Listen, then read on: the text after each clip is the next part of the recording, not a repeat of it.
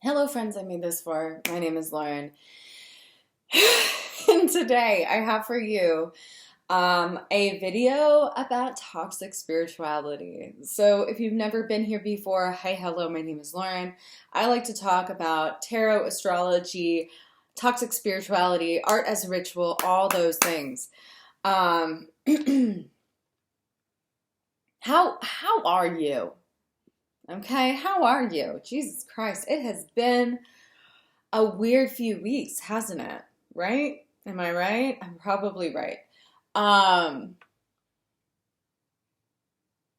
this was a topic that I kind of briefly talked about, I think, like over a year ago when I was talking about complementarianism, as the sexism that's cool and hip, even though it's very much problematic, right?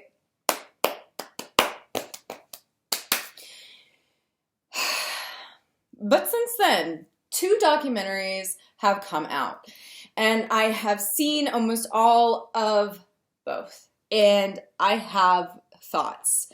If you haven't seen the documentaries about the, um, what is it called? The Twin Flame cult, the Twin Flame Ascension program, or Twin Flame University, whatever they fucking call it. Um, Essentially, it is a cult of people who are hyper fixated on the ideology that comes with your twin flame. Your life basically cannot be complete without it. This is what true partnership and union looks like. Um, it is a dumpster fire of a cult with a lot of twists and turns, talking about people who get sucked in, the level of control that they are experiencing, so on and so forth. I will just say right here, right now, if you've never been here before, hi, my name is Lauren, and I like to talk about this sort of stuff. I forget if I said that. I have a history with toxic spirituality, and I will be very upfront to say that I did believe that I had found my true flame once upon a time, years ago, with a now ex of mine. Because guess what? Some of this ideology is crazy bananas, and we'll get into that. There is a series that I want to do on free market spirituality. I recorded one video on that. I think I am going to put it out because I've just been sitting on it. I've been uncertain about it. But this honestly goes back to this idea of free market spirituality, because people are getting sucked in via searches, getting into this group. Now, for those of you who have never heard of a twin flame, this basically is a partnership that is divinely sent, but also just filled with strife, filled with difficulties and lessons, right? And of course, as I speak on this, I'm not trying to yuck anyone's yum, but I do have thoughts, feelings, and opinions on the subject. So if you don't want to hear my thoughts, feelings, opinions on the subject, just click out right now. That's totally fine. I have been in a cult. I was in a spiritual self-help cult. So I feel like I have the ability to speak on this a little bit. Obviously, the control group that I was in was not as high control as this group. I will be very honest about that, because the level of control within the Twin Flame Academy, whatever, that this couple started, that shit's crazy sauce. But so are all cults, really. But this idea being that you cannot be fully fulfilled until you are with your true flame, twin flame, and that this is a divine relationship that has carried throughout lifetimes. Obviously, this can get people into trouble, especially if they believe that their twin flame is someone that has wants nothing to do with them, who has a like restraining order on them. But that is all to say, this video is not so much to talk about that high control group, but more the issue with the whole concept of twin flames. Because people are coming across this group in search of info on twin flames. And that ultimately is where people are getting wrapped up, whether it's this group or other people trying to spew the ideology. We got to undo the problematic belief system that is twin flames.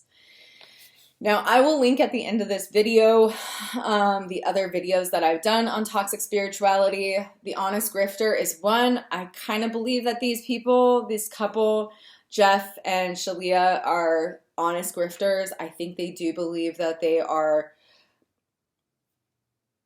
saying the truth. But they're egomaniacs. So obviously, if you're an egomaniac, your help is only so helpful.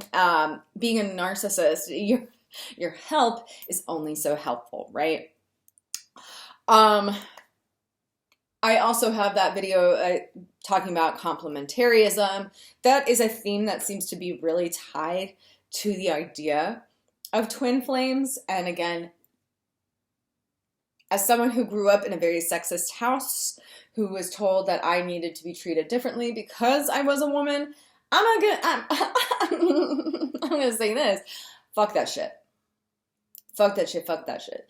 I heard a lot of complementarianism in both of these documentaries that it makes my ass itch, babes. Makes my ass itch. So let's get down to what is the problem with twin flames, because ultimately I'm not going to speak on this group exclusively. There are two great documentaries, there are short series that you can watch and learn all about this group.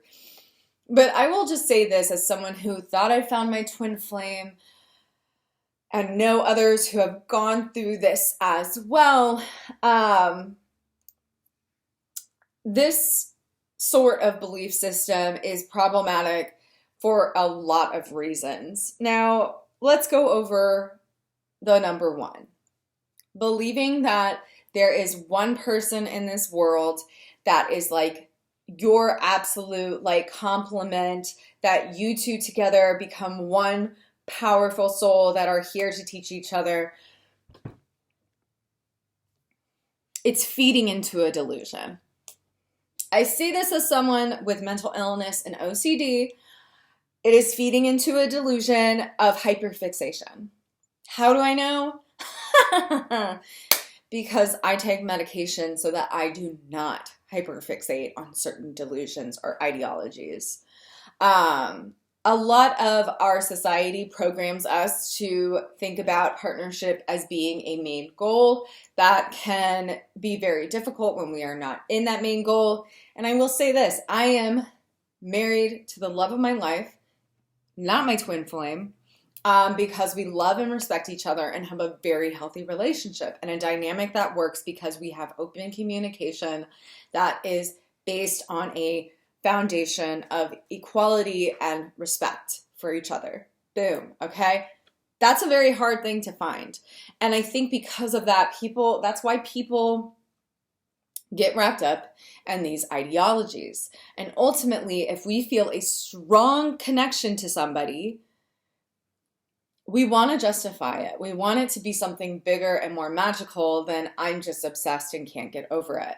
I'm going to tell you this, babes, as someone who has OCD and I have obsessive compulsive tendencies towards ruminating thoughts and perceptions of self, this kind of ideology feeds that in a really bad way. You might be wondering, it's harmless though if I don't have OCD. Listen, we're all mentally ill. I'm just kidding.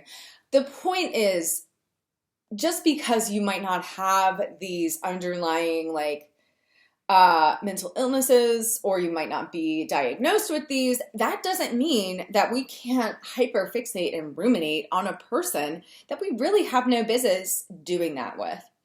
So that's one big issue. It feeds the delusion of like, why am I hyperfixated on someone? Again, I'm not trying to yuck anyone's yum. I'm not trying to say that you are delusional, dumb bitch. I'm just saying this is a human experience that is being fed a very weird spiritual lens that doesn't actually help that part of the brain. Okay? Doesn't help that part of the brain, because ultimately this leads us to kind of allowing ourselves to fixate more, thinking that it's not a bad thing. When ultimately hyperfixation can be a really hard thing to deal with. But one thing that doesn't help us is some sort of justifiable reason as to, yeah, you should totally like hyperfixate on this person because they're your twin flame and you won't be happy without them. That's nuts. I say this because I am this. Another thing about the twin flame ideology, and this was very apparent in the Netflix doc, is specifically is this idea that it's not easy, but it is divine. And I think that creates a really toxic expectation going into it. If you believe that your toxic relationship is just part of your spiritual lesson, you will, one, be more willing to stay in that toxic relationship where you might be in harm's way, but also, two, you might perpetuate toxic beliefs and like patterns because you're just teaching each other. Ew. That's not good. That's a big, big issue. So that's one problem from this ideology that I feel like we need to be a little bit more upfront about, is that it perpetuates harm because it says that the harm is not actually harm, it's a lesson.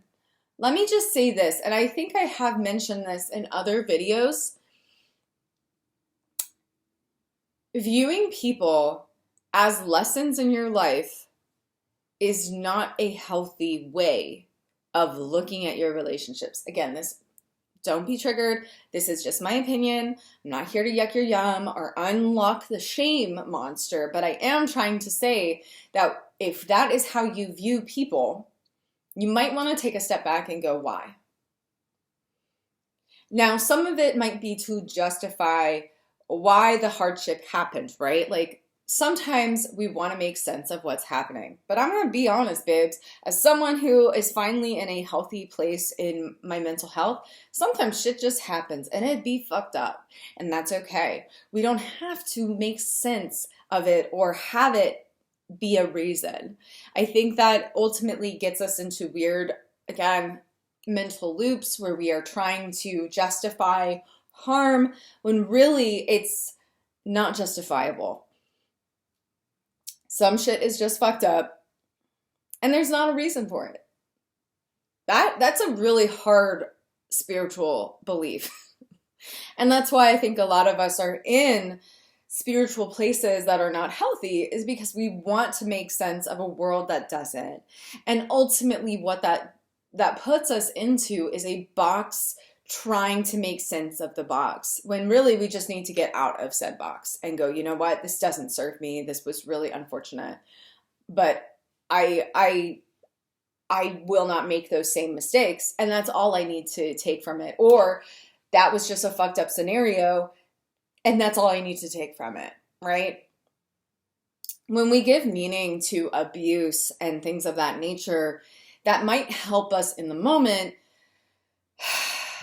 but it also might allow us to excuse certain people's actions because it's okay. We learned from it, or it's okay because they're here to teach me. Again, going back to that idea, that really sells people short. It creates a narrative that people are of, and I don't think people do this on purpose. I don't think anyone is like, oh yeah, I'm just using people. But ultimately, it actually kind of is. if we view people as lessons, then we are kind of denying a certain level of their humanity and their autonomy within the world. That also means that we might not hold those people accountable because ultimately I learned something. Or we might not hold ourselves accountable because ultimately I learned something.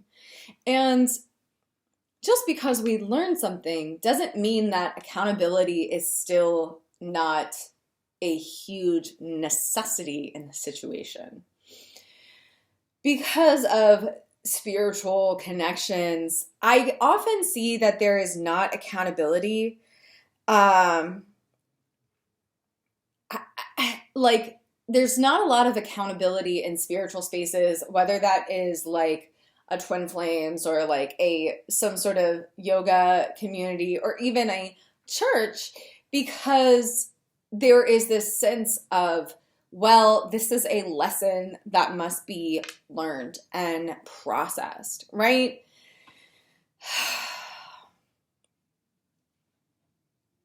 That's not accountability. And if people aren't held accountable, they don't change behavior, or at least they often don't. And that's why I think we see a lot of abuse in these circles, is because there's a lack of accountability, because there's this idea of, well, part of your lesson is to forgive. Part of your lesson is to be the bigger person. Part of your lesson is how to handle your own trauma. And let me be clear, that's not necessarily a bad thing to learn, but if it comes at the expense of someone actually being held accountable for their actions in a way that is meaningful, or just brushing it under the rug, I hear you, Sheba. I hear you. She's playing with boxes. We're moving. You're not going to see this studio for much longer. But that's the thing. Spiritual communities often see a lack of accountability. And I think it comes down, or well, relates back to this idea of, well, we're all learning lessons. And that might be true. But accountability is a hell of a lesson, girlies, gays, theys, and everybody in between. Like, let's be honest about that. In spiritual circles, there is this idea to live and let live, to forgive and forget.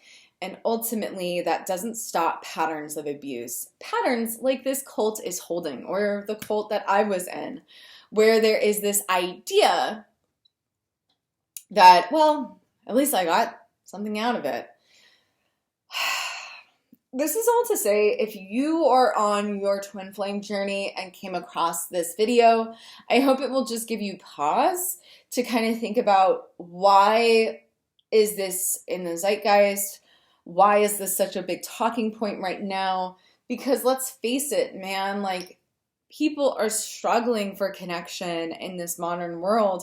People are lonely. People want to find love, or people just want to make sense of the love that did not work out.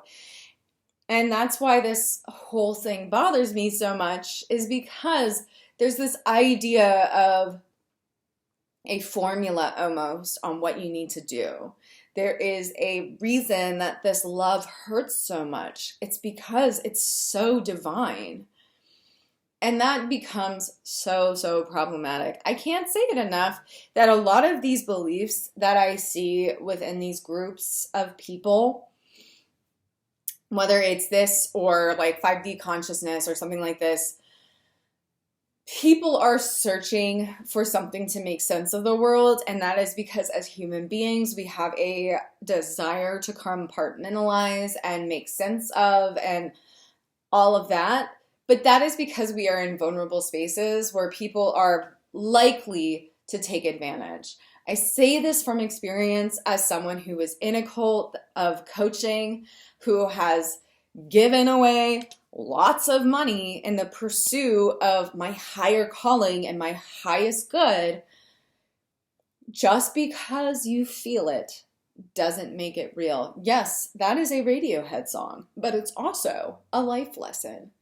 And that is what I'm selling my next course on. I'm just kidding.